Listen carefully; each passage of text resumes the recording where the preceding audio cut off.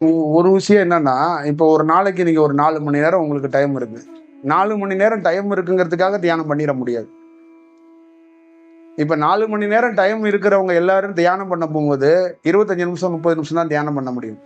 ஆனா, அந்த 25 நிமிஷம் தான் டைம் இருக்குங்கும்போது, அவங்களால எந்திரிச்சே வர முடியாது. அந்த அளவுக்கு தியானம் வந்திருக்கும். ஆனா டைம் இருக்காது. இந்த மாரி ஒரு சூழல்லாம் உருவாகும்.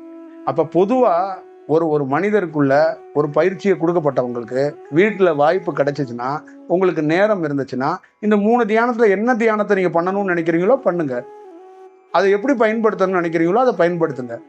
அந்த மந்திரத்தை எப்படி பயன்படுத்தணும்னு நினைக்கிறீங்களோ பயன்படுத்துங்க.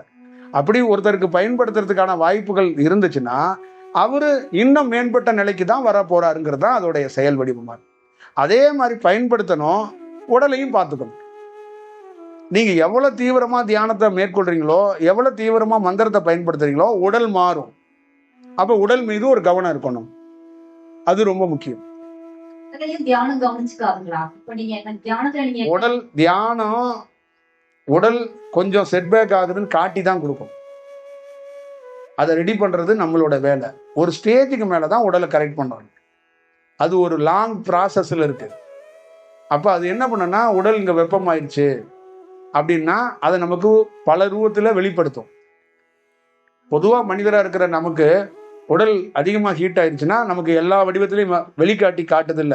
தியானம் இன்னும் கூடுதலா வெளிக்காட்டும்.